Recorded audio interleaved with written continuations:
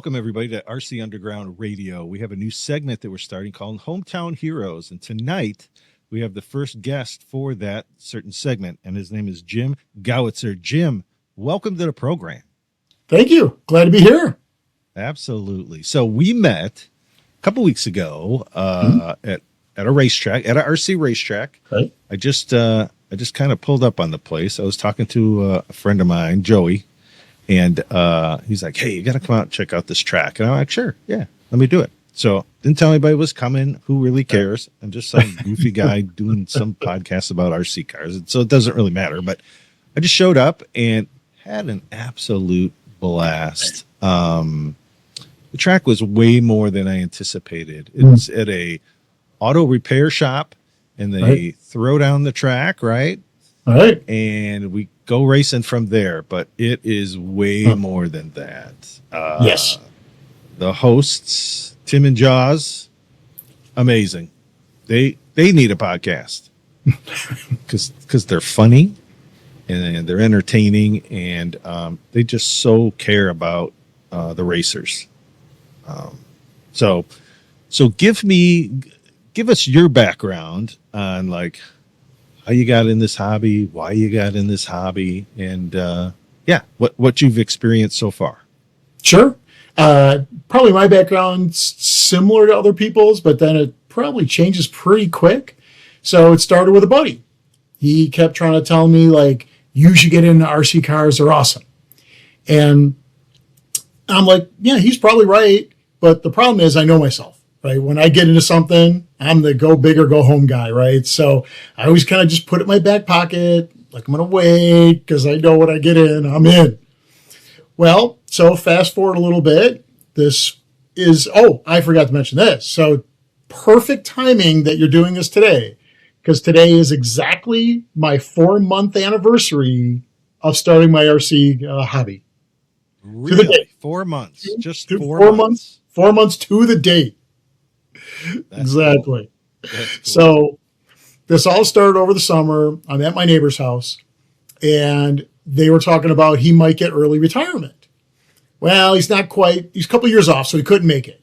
But that got us talking. A couple beers. Starts about retirement. What is it? What could it be? What? I'm like, I have never thought about it. Well, I turned the big 6-0, so I'm like, you know what? Maybe I should start thinking about this. So we spent all night talking. We realized we're both the same, like sitting on a beach, just in a chair, like doing nothing. We'd be bored to tears immediately, right? So then we started spitballing. What can we do? I went, oh, wait. My buddy Keith kept talking about RC cars. And then, you know what? And within 2 or 3 days, I'm like, you know what? That's like perfect. Because then that's my excuse. Oh, hey, let's go to Tennessee. They've got an RC track. Let's go here. Let's do that. Let's spend a week in Tennessee and 1 day at an RC track, right? Just an excuse to get out and do things. Yeah. So now I'm on the path. So I call up another one of my buddy's fleet, and I'm telling him this story. He goes, come over and drive mine. Well, okay. All right. So I go over. He's got a Traxxas Stampede. Drove for like 2-3 minutes, went, oh, yeah. Next day, went out and bought one. Yeah, you're like, I'm in. I'm in. Yeah. I'm in. Yeah, somebody took the syringe and put it right in. Right. You're ready Big to time. go. Exactly. So then, of course, they don't really give you a good charger. They just give you that little junky charger. So I'm like, well, I'm cheap. So I'm like, let me see if I can find a good used charger. I'm into this just getting started. Don't want to get too crazy. Find a guy who's got a used charger. I go running out. He opens his garage, filled with used RC cars to the rafters. But there was one guy that stood out to me because of where I was pitting. I could hear a lot of conversations. And that one guy was you. Yeah. And that was because of a little moment that I caught. And I was close enough to you guys that I got to hear it. And probably about 2/3 of the way through the night, there was these 2 young boys who had been racing and helping. And you took the time to stop them as they were coming away from the track from corner marshaling, not being asked to corner marshal, not being told to corner marshal, just doing it. They raced, put their cars down, they corner marshal. They're better than us old guys, right? They know, they followed the rules. And you took a moment and you said, hey guys, just stop for a moment. And you told them of what you had visualized. So why don't you tell me? I saw it from my perspective, but I want to Right. hear it from yours. Well, so I had met them 2 races before that, and I was just so impressed with them. I don't even know what, 12 years old, something like that. I don't even know. And they were just so polite, so open. They were chatting me up. I mean, they were just like great kids. And I like told everybody I knew, like, these kids were amazing. Like, there's hope for the future with kids like this. Right. Right. And so when I saw them there, I'm like, you know what? They need to hear that. They need to know that they are different. And that's going to carry. So basically I just told them that, like, I was so impressed with you guys, and whatever you got to do to hold on to that, to being such good people, don't let that go. Take everything you're learning here, how to work with your hands, how to have fun, keep that. That'll carry with you the rest of your life. So, and I don't even remember what the rest I said to him. Just told him I was super impressed with him. Yeah, that from what I heard, I think I heard the whole thing. That was it. I think you even talked a little bit to their dad and said, "Hey, you're doing all the right things." And mom too. Yeah, yeah, and that you're only 4 months into this hobby, right, and you took the time to do that. The hobby is very fortunate to have you in it. So because that's what we need, right? I brought this up last week when I was talking to Jennifer Holt out of New York. There's so much ugliness out in the world right now, and there's when we come into an RC facility, whether it's outside or inside, we're just blocking out the noise, right? There's no, and she even said it eloquently. She said, leave your political views at the door.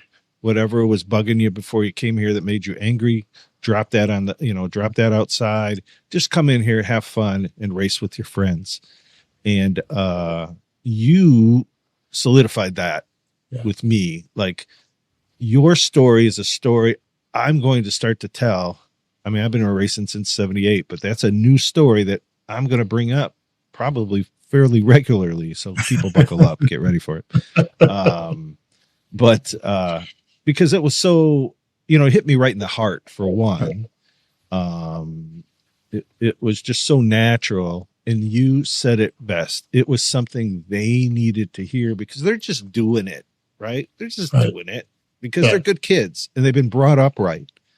And those kind of kids need to hear that. So thank you on behalf of the hobby. Thank you for doing that, because it could be, I could have those kids on this show 10 years from now, and they'll say, well, there was this night and Mr. Jim came and talked to us, and that really, really made a difference in us and who they are and who they go on to be. You don't know.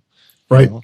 So yeah, I applaud you for that. That was super cool that you took time to do that. So what are you racing at Parkside? Well, being 4 months into it, it's natural that I would just run all 3 classes. Either I'm the worst driver, right? Because I'm learning, right? I get it. I've learned. But I take the being the worst driver with pride, right? So I'm driving all 3. I'm driving the Arma Fury, the 110 scale Fury, or as they call it, super trucks, the Grom Mohav mini super truck, and the NASCAR. And my thought was, boy, what a way to get my learning curve than to constantly race 3 radically different cars. They are totally different. And it shows. My first lap, every time I change a car, I'm just bouncing off the walls. But yeah, so I run all 3. I guess I'm a glutton for punishment. And then to kind of go with the being the worst driver, because I was joking with the Marine son the guy who's the son who's a Marine last time, and we were joking about last lap, like, oh, you're going to come in last place, maybe I'll come in second to last place. Well, that got me thinking, so I bought a shirt. I think that fits. Last place legend. Nice. That's awesome. And then I made a little logo for my racing team, last place legend racing. That's awesome. So, I love it. But Yeah, then the somebody question is, posts. once I get a little better, well, now I can't call myself last place legend. What do I do? So, well, I got the LPL. Oh, how about maybe lots of parkside laps? There you go. There you go. Yeah, you keep the same acronym at least. Right. And then not to completely suck up the parkside, I could also maybe go lipo powered laughs. There you go. There you go. So, There's a lot of L's and P words out there. right, That exactly. Yeah, we could probably come up with a lot more, but those I think were some good ones. So, right. So, hate to put you on the spot. yeah, Then you're only 4 months in. right. But which one's your favorite? Oh, the Fury, hands down. Really? Oh, Why? if you would have seen the tri-oval, because unfortunately you weren't there for the tri-oval. The tri-oval with the Fury is just utter chaos. It's almost like watching fireworks where you're just kind of like, ooh, ah, oh. I mean, it is. It's a battle royal. Oh, and it's honestly, it's what really cemented me getting into this hobby. It's because you hear the bashers with the constantly breaking stuff. I'm like, do I want to get into something where I'm breaking something every time I take it out? I watched one Fury race with zero problems, and I'm like, okay, these things are tanks. Like, this is it. Yeah. So I can take it. I've got, I don't know, maybe 10 races with my Fury. I don't want to say it out loud, but the thing's holding up beautiful. Nice. So nice. yeah. Yeah, that's great to hear, because that's what you need. Like, that's a great entry point, right? Yeah. Into the hobby is some of these ready to run cars are really making a difference. And to see, to hear somebody with their feedback to say it's a blast. And I love it because I've raced it 10 times and the thing just goes. I don't have to mess with it. Right. Right. So that's super cool. So if you had a crystal ball, Mhm. and I'm sure in these 4 months, I'm sure you are investigating and researching. Oh, yeah. Where you want to go? What's like on your bucket list of RC cars and to experience? Because you seem like a guy who has no problem experiencing and wanting, Right. thirsting to experience different RC cars. So I'll give you kind of two different answers. So the future, I think, is I just know how I am. I know how like a lot of guys are. I don't think I ever want to get into a super competitive class. Guys get a little too competitive and you start losing the fun a little bit, right? That's why I love like the Friday night at Parkside doing a Fury. It's just very low key, very fun. So even in the future, I see myself just staying in, going to lots of different classes, but always kind of in that lower to medium class where it's still just fun, So the other part of the question, I've already got quite a few RC cars over the 4 Looking months. behind your shoulder, and I'm listening to some stuff. Yeah, there's a few. I might have like about 18 of them or so. And honestly, this did not start until 4 months ago. 4 months ago. Never drove. So, I guess I left that out. I've never driven an RC car in my life before 4 months ago. I didn't have them as a kid. I never had them. So this is when I'm saying new, I am new. That's awesome. Which you can see why I was careful about what I get into, right? Because I go crazy. We're all that way, right? Right. We're all that way. So, the car, the next RC car, will be shipping out on the 12th. The Mini Creighton. What do we got? Arma came out with the Mini Creighton. Because what you said about sometimes it gets too serious at some of the other levels, right? Some of these guys get $2-3 grand in these race cars, and they put all this time into it, and they travel 3-4 hours, and if they get taken out or whatever, their emotions are high, right? Sure. And it's unfortunate. So for guys like you and I, we just need to stay away from that. Exactly. Right. It's not our lane. That's not our lane. Just screw around and have fun. Yeah. How about dirt racing? Did you do any dirt racing? Well, if running around in my backyard counts, I've done dirt racing. But is that something you would be interested in? Oh, yeah. Oh, 100%. Oh, yeah. I want to try it all. Oh, yeah. Yeah. Oh, that's why I can't wait. Because being 4 months in, like I barely had any time. The season was over outdoors. Yeah. So I got like no time. Oh, yeah. I can't wait to go like hit construction sites and, fly just anywhere and everywhere to go have fun. Once you perfect those skills a little bit, you're feeling comfortable. We're going to take a little ride on my buddy's track out in Kempton, Illinois. I'm not sure if you know where Kempton is. No. It's not too far for me. It's only 3 hours for me, so it can't be super far for you. Okay. It's got the nice little oval there. Nice. And we're gonna take you some oval racing. Take Perfect. See if I can see them in the background.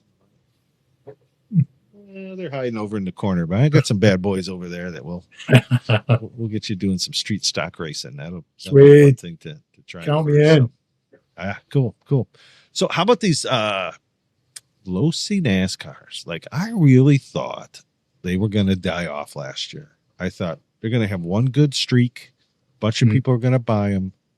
But this thing keeps going and going. They came out with a whole new host of cars. They've lowered the price on some of them. What you drive them? I've been driving them a little bit. What's your thoughts on them? Well, I think it fits in right what we were just talking about, right? People are looking for a nice, easy, simple way to have fun. And, you keep it bone stock right out of the box, ready to run, can't mess with it. And a lot of people want to be in that lane. A lot of people just want to have fun and not be, super serious. Exactly. And you're not giving yourself credit. You're not giving yourself credit, man. I saw you race. Don't be so humble. You were good. There were times I couldn't, because there's certain people when they're racing, like, you want to watch them, and I had to watch the board to try to figure out which car you were racing. Now, if you were hitting walls and crashing into everything like you said you were, I wouldn't have had to do that. I could go, oh, there's Jim. But no, it was hard. It was hard to, I had to really tone in, watch the board and watch it turn green when you went under the bridge, and then I'm watching you. And as I'm watching, I didn't go, oh man, I would have never thought you've only been in the hobby, not even just racing the car that you had for 4 months. I mean, I've seen people that have been in the hobby for years and they get a new car and in 4 months in, they still haven't figured it out, let alone you weren't even in the hobby for 4 months. So yeah, no, give yourself credit, man. You've got talent. I love that you actually have a trajectory of what you want to do with RC racing. It's going to fill that time of retirement. Just so my challenge with driving is trying to just get that muscle memory and not think. If I just kind of relax, do the muscle memory, I'm good. And like, it kills me if Tim or Jaw like say something over the radio. Oh, look at that, Jim's like moved up a spot. Guarantee I will instantly crash if you call me out, because then I start thinking. And so I overthink and crash. So that's just PA announcer. That's the PA announcer jinx. It happens to everybody. As soon as you start talking about a racer, sure enough, they're going to go in the fence or they're going to get fenced or something. So I've really enjoyed having you on the show. Thank you. And wish you all the best. In your upcoming RC endeavors, and when that retirement comes, you're gonna be one to beat, man. When you're retired and you can race RC cars whenever you want, holy smokes! I'll be calling you up, going, "Hey, Jim, can I talk to you now that you're a 3-time national champion? Can we get you back on the show?" So, might have to pay me then once I'm that famous. That's right. Yeah. Oh, wait a minute now. I've had NASCAR drivers on here. I didn't have to pay them. Hold on a minute, Jim. No, but I look forward to seeing you again at Parkside. Continued success. And I just look forward to getting out there and banging some NASCAR low-C fenders with you soon. Thank you. And thank you for doing this podcast. I mean, I've listened to a couple of them already, and I'm already learning a lot just listening to it. So this is great. Thank you. I appreciate that, man. We just do it for the hobby. We're trying to reach people like yourself, right? Mm-hmm. That's really the goal of it. We don't make money doing this. Sure. We don't do any of that YouTube goofiness and analytics. And hey, if we have a lot of people listen, we love it because we're like, maybe one of them will jump in the hobby. That's our whole mission statement. Perfect. And having people like you in the hobby, and then on the show, will make the next person go, if that's the kind of people that are racing RC, yeah, now I get it, and I'm going to go check it out, and then I'm going to go try it. So Nice. thank you for who you are. Thank you. And yeah, like I said, I look forward to racing with you here in a few weeks. Sounds great. I appreciate it. Thank you for listening to another great podcast on the RCU radio channel. Please like, subscribe, and tell your friends to join the channel for more RC content. RCU Radio. We cover it all.